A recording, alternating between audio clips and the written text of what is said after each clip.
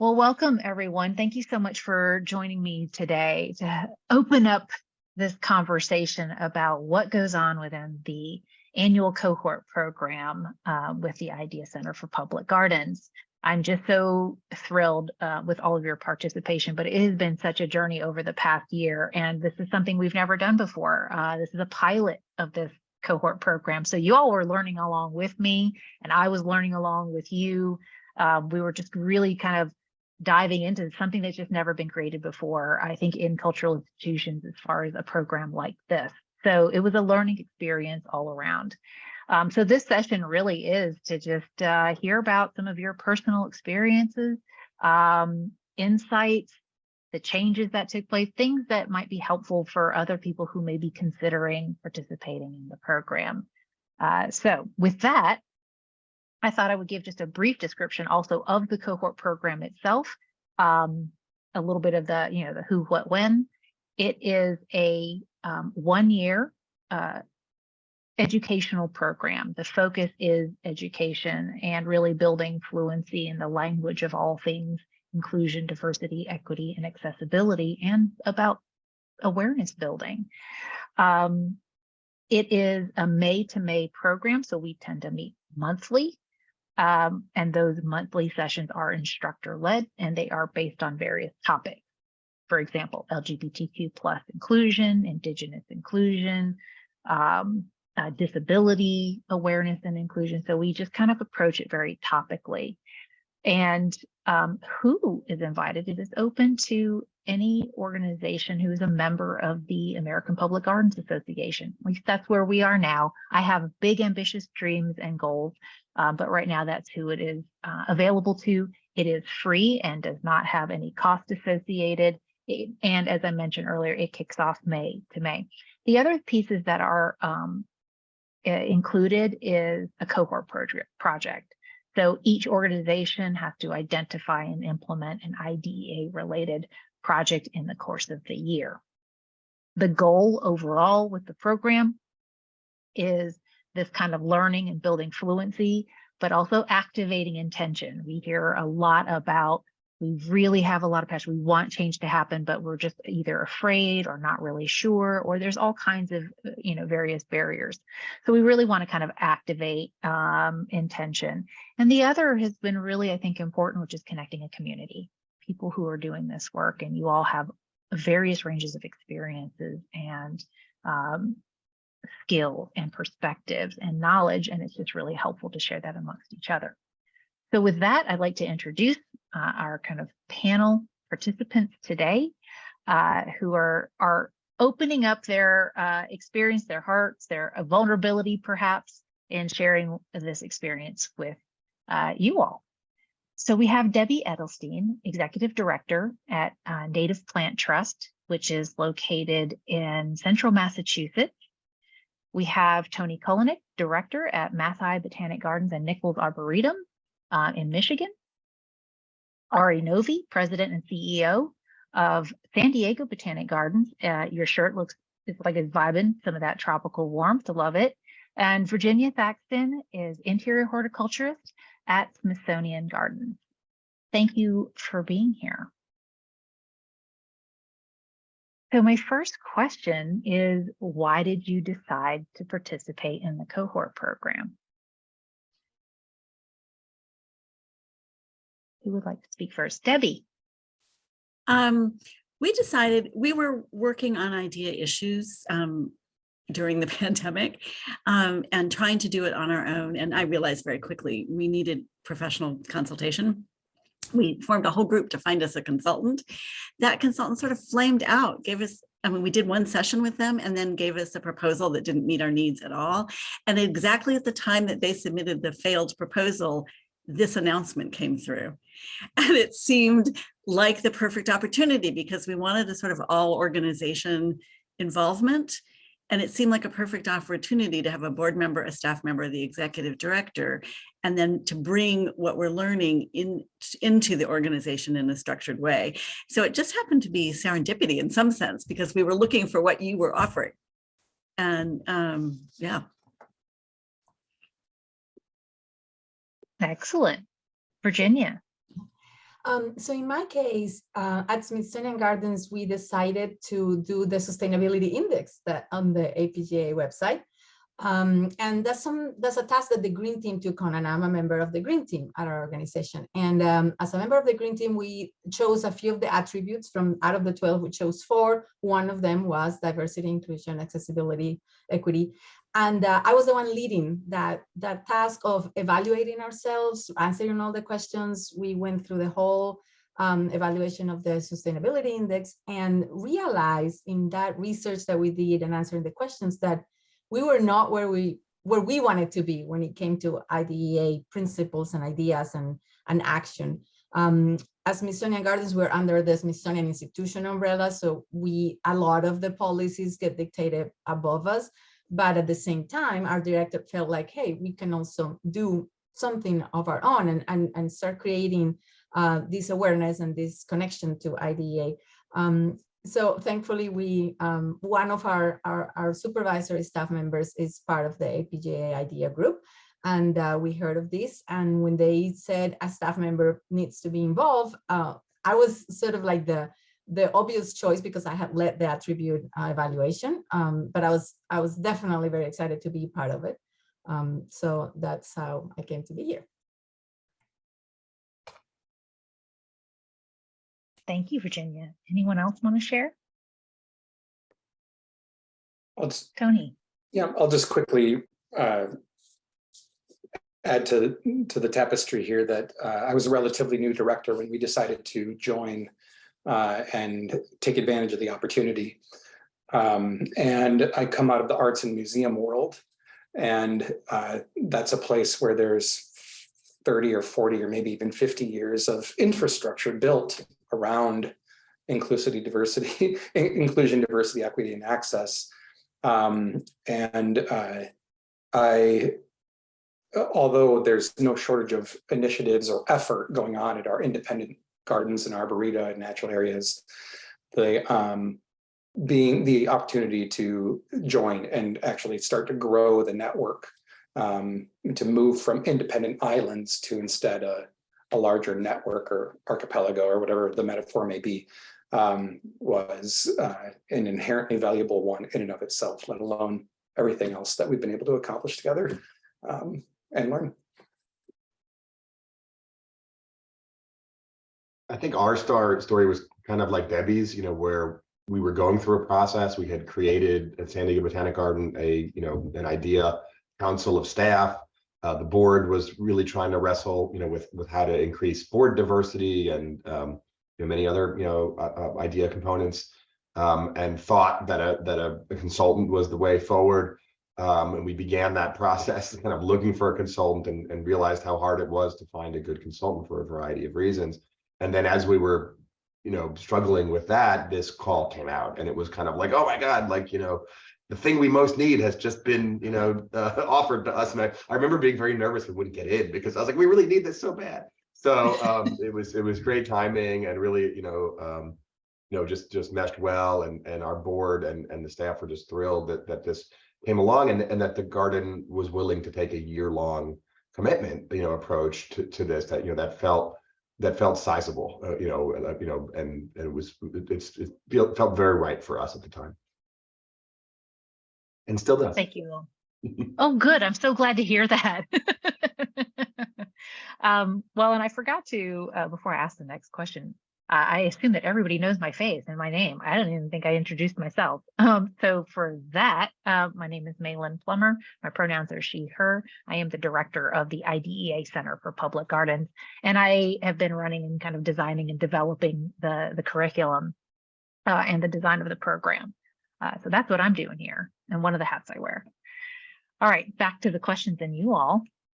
Why would you recommend this program to others? Because I'm assuming you would. But why would you recommend it to others? And who would you recommend this program to? Who would like to speak first? Debbie. I'm going to follow up on what Tony said. I think that one of the most valuable things, and one of the reasons we wanted to participate, is that you have colleagues to talk to and go through this with, right? That instead of spinning your wheels within your own institution, you can spin your wheels with 21 other institutions. And that's right. Well, it's true, because what there's the opportunity to learn so much, because every institution is at a different place on this journey. And, we were at the beginning. There are participating institutions that are way advanced in this work. And so we're having the opportunity to learn from them while we're building whatever it is that we're building. So in that sense, that's one of the most valuable things about something like this, right? Which is, builds on what Tony said, you just get to share across the whole universe of experience and ideas. So. Well said. And I promise I'm not providing any kind of grades and A's and stars as part of participants for this interview. This is all new to me, so I'm hearing this for the first time along with all of you all. Just thought I'd disclose that. Any other volunteers to answer that question of why you would recommend this program, and who would you recommend it to? Go ahead. Yeah, sorry. Go ahead, Ari. Okay, I win because I raised my hand. This is like back to third grade. I think I would recommend it really to any garden that's within the APGA network, who's eligible. I think it's beneficial to absolutely anybody who would do it. I think it's been very masterfully organized, and the speakers and presenters have been fantastic in such a way that, whether it's the first time your organization or the individual present is thinking about a given topic, or you're deep already into it and very advanced, it works on all of those levels. It does. There's been no portions of it that to me feel like, oh, I know this, and nor have there been areas where it's like, oh my God, this is not basic enough for me if I don't know a lot. It's been very, very well organized, from that perspective, and it really does a great job of appealing to a large group. It's also, I think it's wonderful because there's a lot of participation. We're in this Zoom world, and we've all gotten used to being in a Zoom world, and we're taking good advantage of the tools. We break out into virtual groups, we talk about things in the groups, we come back, we socialize them. I think it always comes down to the people, but the people who have been chosen, Maylin, you, and all of the presenters of all the topics have really been outstanding. And my overriding thought process is always, gosh, this one topic is so rich, I could do a year on this topic. And how do I get more guidance and wisdom from these individuals, and it's just really, really wonderful.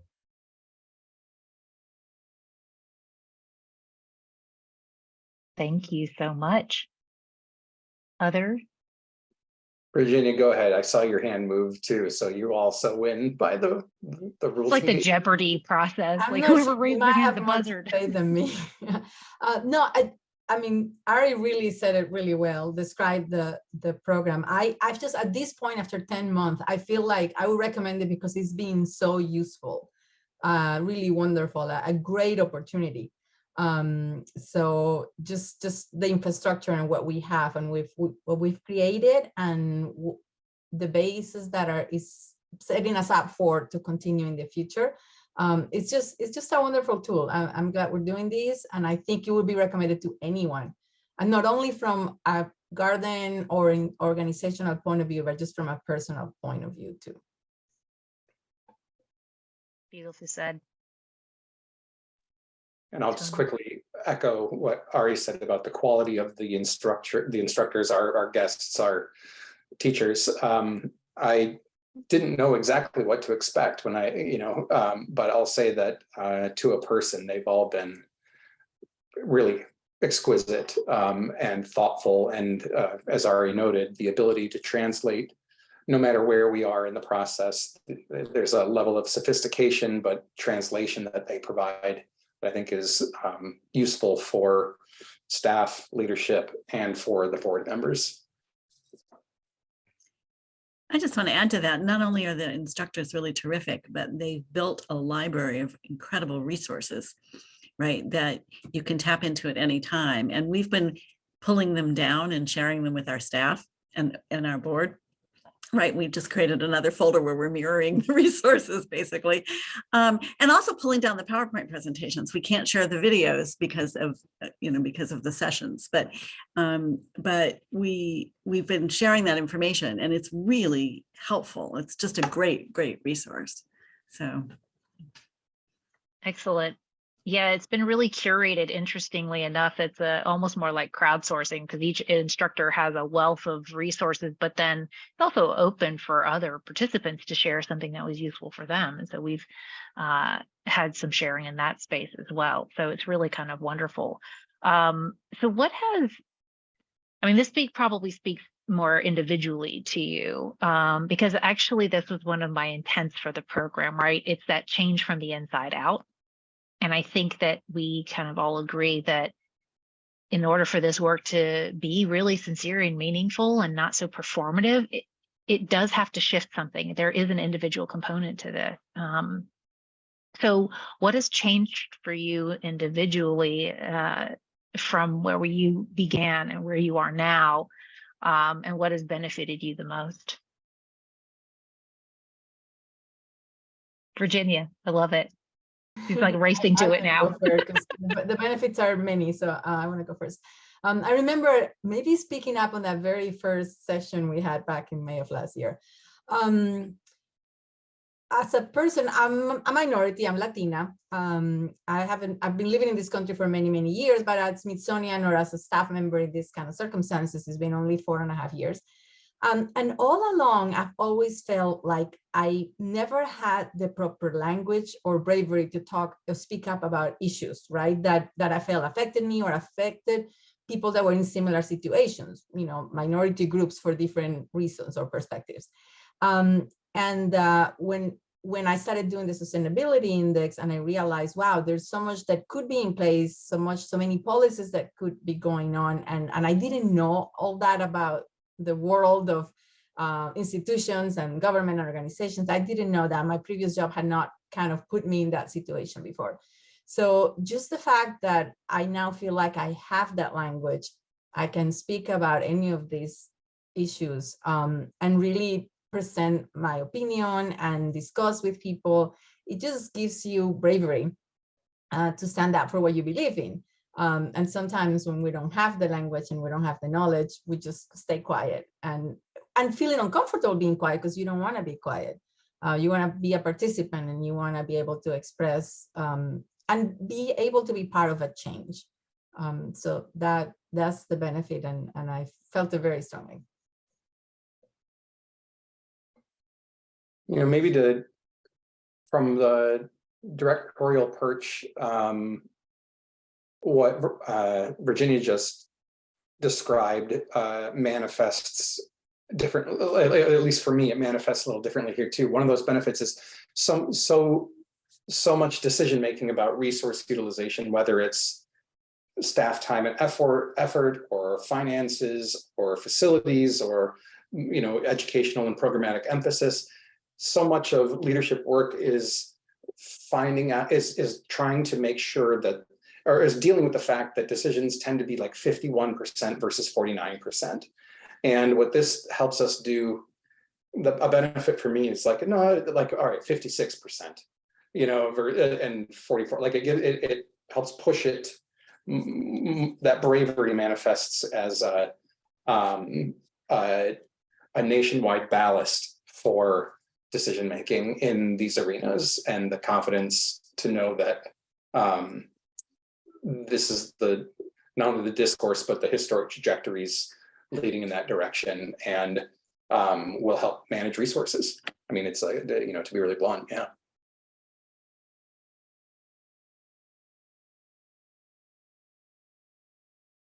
Debbie? Yeah, one of the things that I was looking for when we came into the program, for me personally and for the organization as a whole, was in some sense how to bridge the generation divide in the organization, right? Which is, there isn't anybody who doesn't believe in the principles that we're exploring here, but we have different levels of engagement with it or patience for process around it. And I had to learn some patience, first of all, because like I'm of enough of a generation where it's sort of like I've been through things, right? It's not new to me, and it may be new to you, and your level of excitement is like, all right, tone it down a little bit. So it's been really valuable. Malin, you've heard me talk about language many, many times, and Virginia brought that up, to find a language that we can all share, right? Because we were talking from different generations, and if we can come together in a common language, and that's one of the things we've tried to do. And me personally, it was like, all right, I'll learn your language, you learn my language, and we'll come somewhere in the middle here.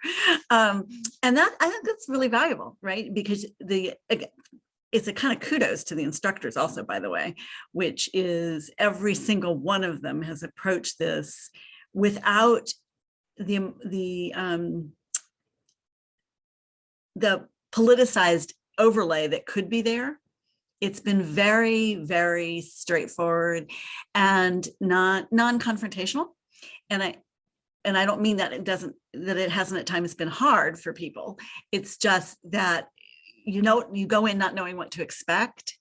And so they've helped provide a common language and a common tone that's been valuable for me, and I think valuable for our organization as we translate this into the organization.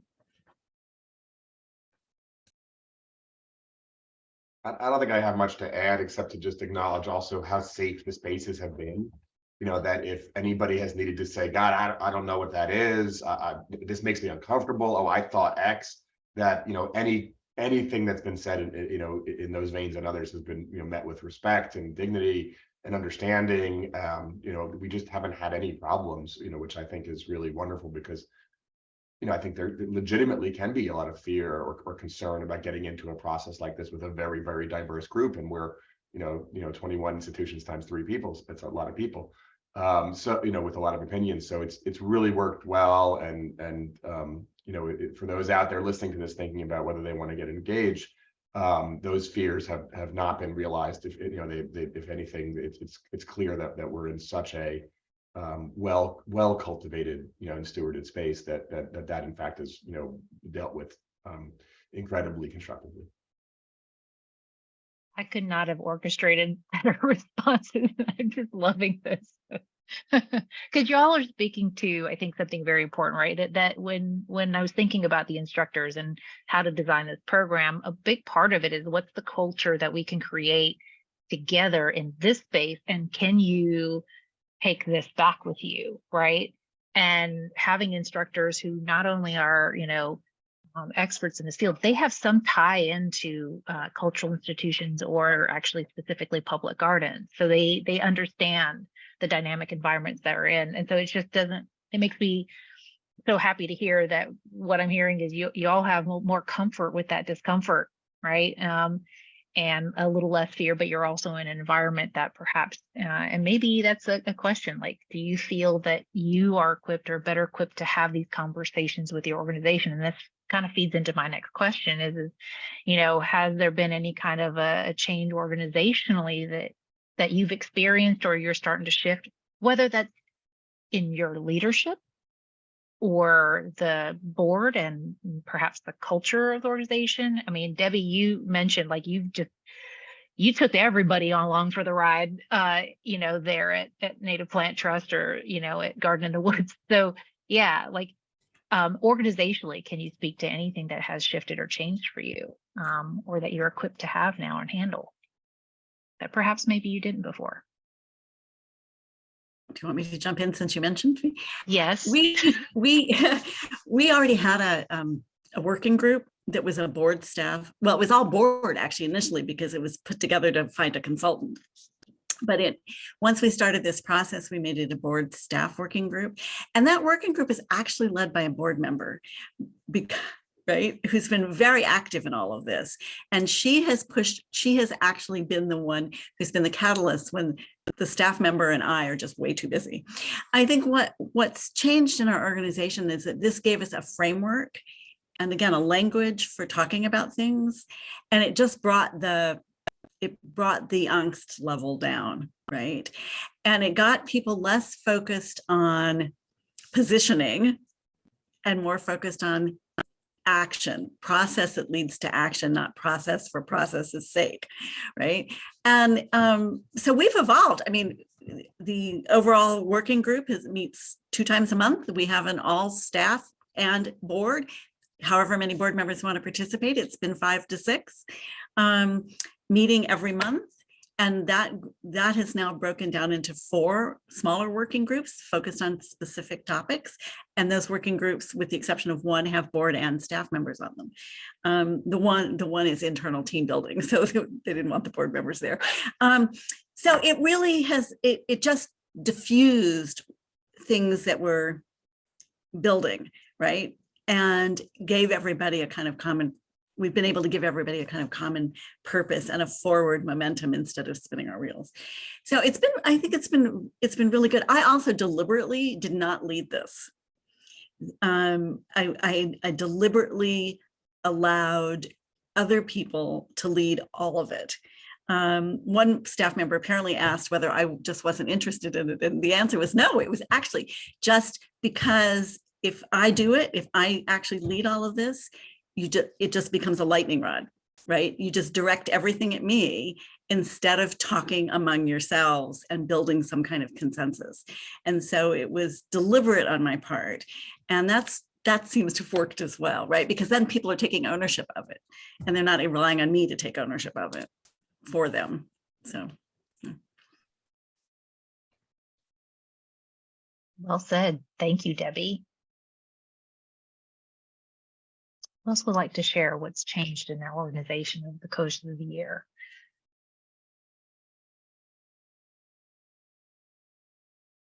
Ari. I think that's a hard question. There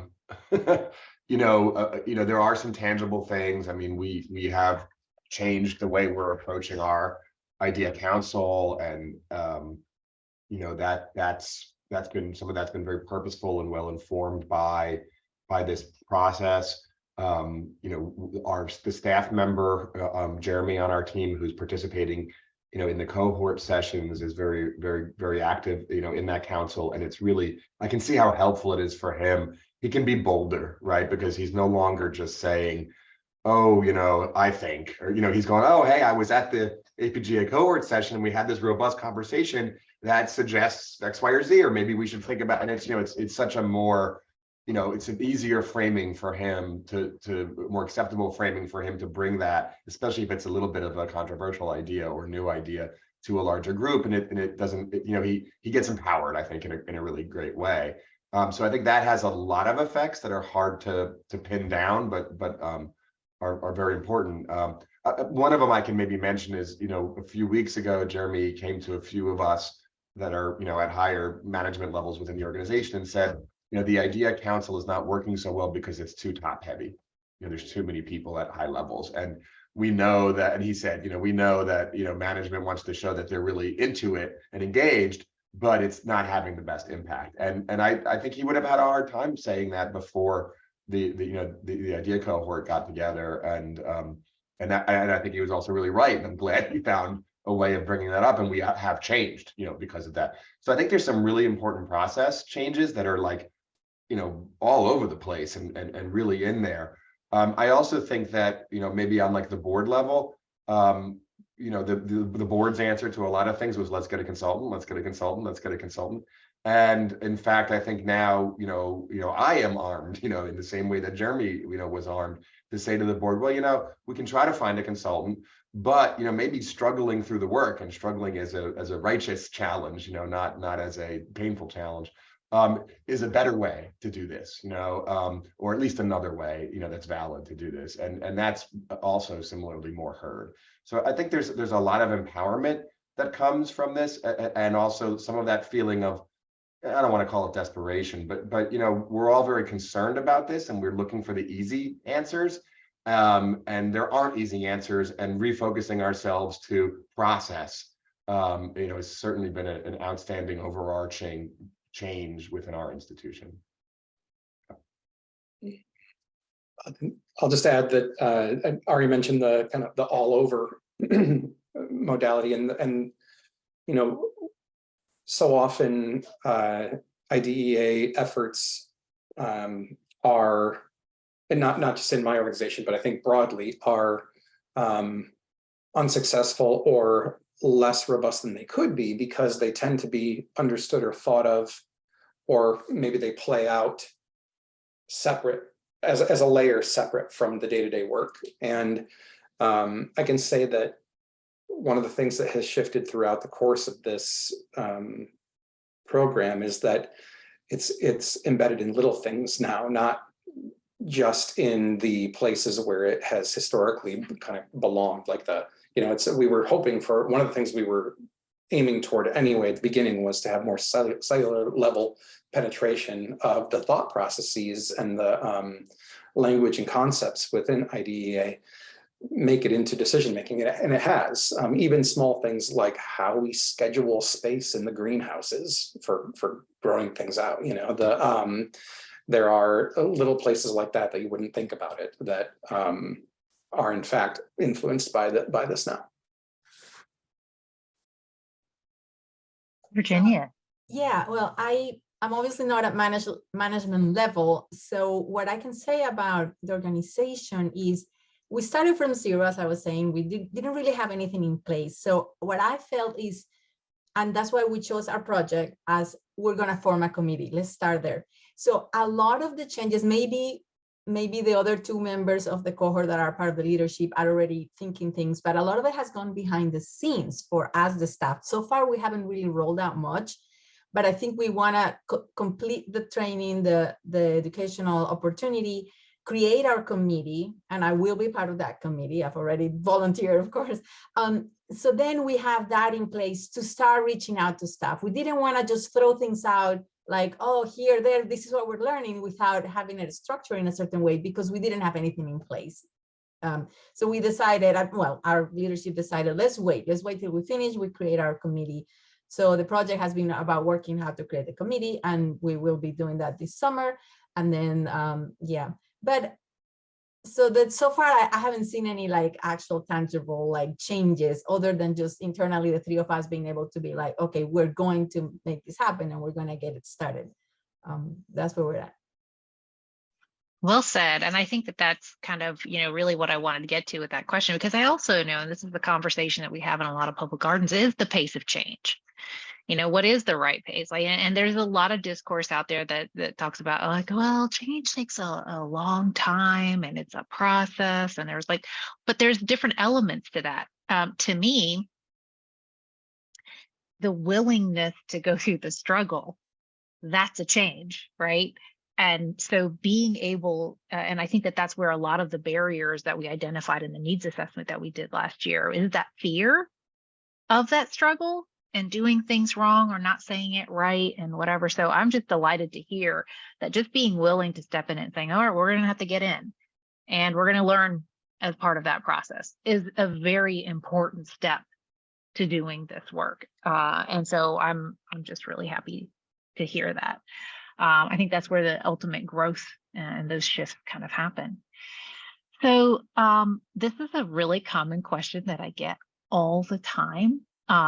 But it's hard for me to answer. So this is a really good question for you all, which is, how much time did you spend as far as maybe on a monthly basis? What are the time commitments? And that's such a challenging thing because every organization is different. And I will be very transparent. Not all of the board engagement has been equal. And there hasn't been, in some cases, as much investment. So, it tends to fall on different people in different places, right? And different responsibilities. And that has a tendency to change and shift things. And that's something I'm working on adjusting in the future cohort from my observation. But I think that whole, question of like, well, how much time is this going to take and how much do we have to invest? But I think there's the other half of that question is it worth the time? Is it, is it this, Tony, I think you talked about it earlier, like this thing that's this on the outside, it's this additional thing that we have to do versus it being part of kind of intrinsically and how you think about things and just the lens that you take So I think that question is really loaded, and I'm just curious as to your perceptions and your answer to this time and capacity question. Who would like to speak up first? Ari. So I mean, I'll address the board issue, maybe head on. So we had a great board member, but who, for unrelated reasons needed to leave our board, about 2/3 of the way through the program. And, I was able to, talk with Maylin and say, hey, this is what happened. We're open to all things. Should we bring in a new board member? Should we, not? And the response we chose was it would be too hard to get a new board member kind of integrated after 2/3 of the cohort already got moving. So we don't have a board member for our last third.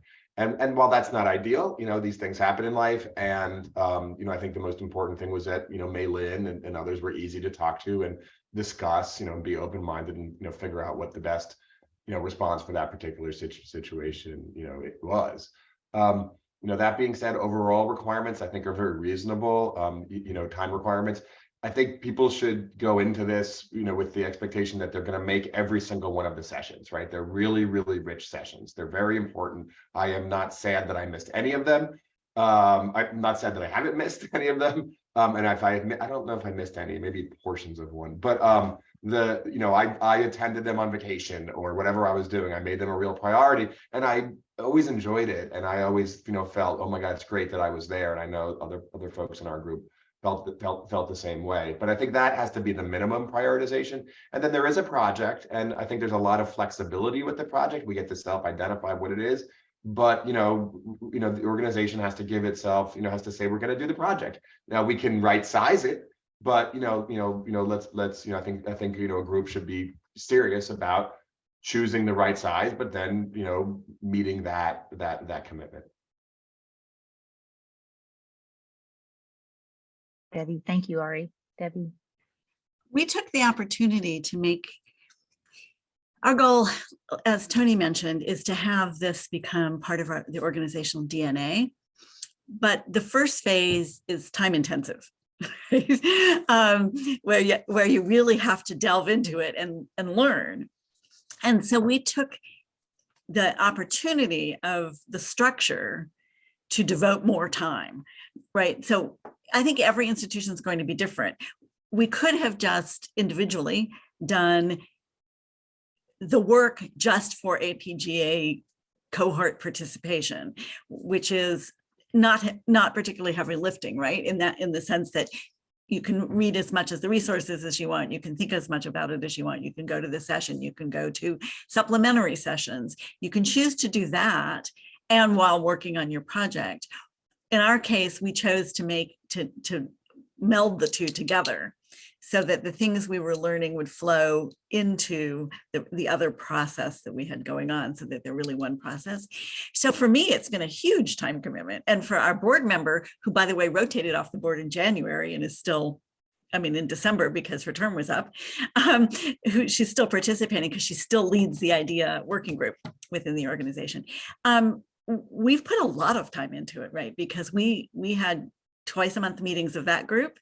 We have once a month all-org meeting. We have the cohort sessions and all the planning for the cohort. So we've put a lot of time into it, but it's been rewarding time. It's sometimes hard to find the time, but it's been rewarding time because the effort pays off as we've seen change and growth within the organization. Not necessarily anything being implemented fully yet, right? But people not being afraid of the process and engaging with the process. And I think that's really important. Well said. Thank you, Debbie. Would anybody else like to share? Virginia. I wish I would have had more time to dedicate to it. But yeah, like Dave said, just participation is not a big time commitment, in the sense that once a month you meet for 2 hours, 2.5, if you want to stay on for a little bit more of a chat. There's some resources to read. And sometimes we did meet between the three of us. Like I said, we're still not rolling out too much. So it was just meetings between the three of us to follow up or to do a certain homework that was there. So it wasn't much, but I personally wish I could have read more of the resources. Sometimes I would do it on my own time just because it's things that I'm interested in. And I admit our director did told me like, okay, you can have time as part of your work hours. It doesn't have to be outside of work. Obviously, she's totally like giving me that opportunity. But sometimes just given the nature of our work, it's very hard. You're always on the go, watering plants, taking care of this, taking care of that, or prepping for an installation. I have very little time sitting at a computer during my daily routine. So in that regard, then it comes into play your just personal desire and willingness to learn about this and to read about it. And so participation, you can dedicate the amount of time you need and want, and it always could be more, but I felt like even if it's the minimum, it's totally worth it. Thank you, Virginia, and I appreciate your honesty and transparency with that. Any additional comments on the time commitment? Well, there's definitely like in this conversation and what I've been hearing, like there are a couple changes that are going to happen in the next cohort. And I feel like speaking to it is really relevant here. I'm creating more opportunity to have more than one board member. And also in the leadership space. I think it's really important, and what I've heard here loud and clear in all this idea work is also how lonely it can be. Having an ally and others that you can go through this journey with, but also help you strategically, right, within your organization, I think is going to be helpful.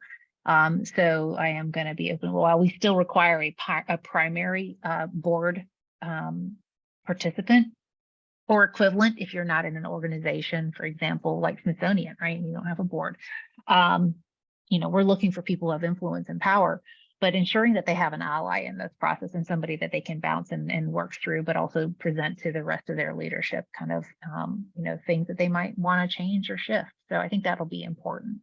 And then all of the sessions that we have are recorded, not the small group discussions, but as a whole, as a group, we record them and we put them out on our platform that we use, Kiko Chat, that organizations can continue to either re-access, listen to, or if they missed the class. So I just want to thank you all so much for opening up your experience and sharing that with others. And I can't tell you just how rewarding and enriching this experience has been for me, because I've learned so much about the nuances within each organization, right? And leadership and experience, but also just seeing you all shift and change. I've observed it, that comfort, right? And the discomfort and that space to open up and talk. I've really witnessed that. And it's just been a huge privilege for me. So thank you again. Is there anything else that you want to add or share? I feel like you shared a lot, but is there anything else that you would like to add?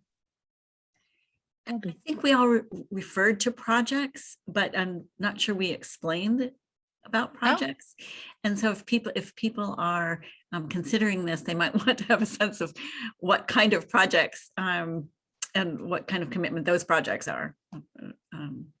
Absolutely. And I'll just say that we came in wanting to have a kind of overall plan to how to go forward. And that quickly morphed into something else because of our internal conversations. And I wanted to let the people who are considering this know, you don't have to do exactly what you put on paper when you started this journey. And we broke into 4 subgroups that we're working through. One, land acknowledgement is one, knowing our history is one, knowing our audience is one, and then an internal team building group, because COVID kind of fractured us, right? People were working from home, and it was like, how do we get back together some of the internal rhythm that we had before? So that doesn't lead to an overall plan in quite the way that we'd originally envisioned it, but it's really important work, and people are, pretty much everybody on the staff is participating, board members are participating, and just doing that, right, as a project, just building those bridges and thinking about these issues in a concerted way is really important. So I didn't want people to be scared by the idea of a project that we're going to get graded on at the end. The project is for self-improvement, right? Organizational improvement. I'm so glad you brought that up because, yeah, I said that very clear at the beginning, which was interesting because as soon as I said project, I was getting a lot of emails like, okay, so what are the roles? What are the expectations? And my answer was, well, what's the opportunity you want to take? And I'm also not grading you. This is really about your enrichment and your process, and I'm here to support, and this whole group is here to support. Tony, you had something you wanted to add.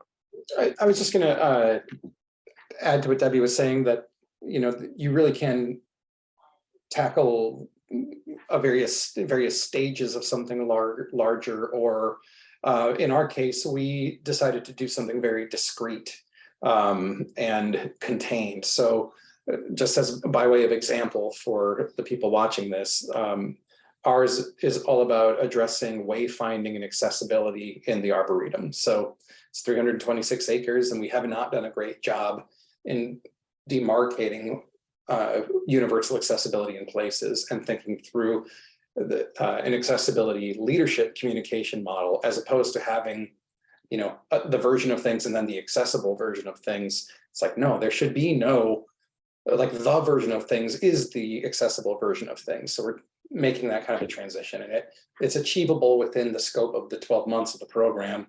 It's just a different model than maybe like Virginia was saying, is crafting the actual infrastructure and some people were working on things that are going to take 10 or 15 years to unfold, and that's all fine as well. So there are scopes and that you can utilize or choose and make for yourself. There's a lot of flexibility in the program. Thank you. Any other additions about or comments about projects? All Yeah, right, well, I think I briefly mentioned ours. It was very basic. Let's create an IDA committee. Let's start from the beginning. It's going to take us the whole year to actually get it started. But I felt like having it as a project helps you focus. And we all like the fact that, okay, we have something to go on that has a structure, rather than, oh, we're just attending these lectures and these classes, and now what do we do with it? So in that regard, that was helpful. And like you said, it was very flexible, and there was no expectations that were going to be graded. The other thing I wanted to say is, yeah, like Ari said, you are in the beginning committing to attending all lessons, and it's super important. But at least in my group, a couple of times I was traveling, I was out of the country, I didn't have really good internet where I was, but they are recorded. So you can watch, you can always catch up. Like when my kid misses school and he has to catch up on class and homework, and nowadays they have everything online that they can catch up on. So I felt that way too. Oh, I'm catching up on my lesson. So there's always that option. But obviously attending in person is recommended because a lot of it is just the communication and the interactions and the conversations we have. But at least you receive the lecture if you can watch it, the recording. thank you so much. You all have been wonderful. I just appreciate your time so much, not only to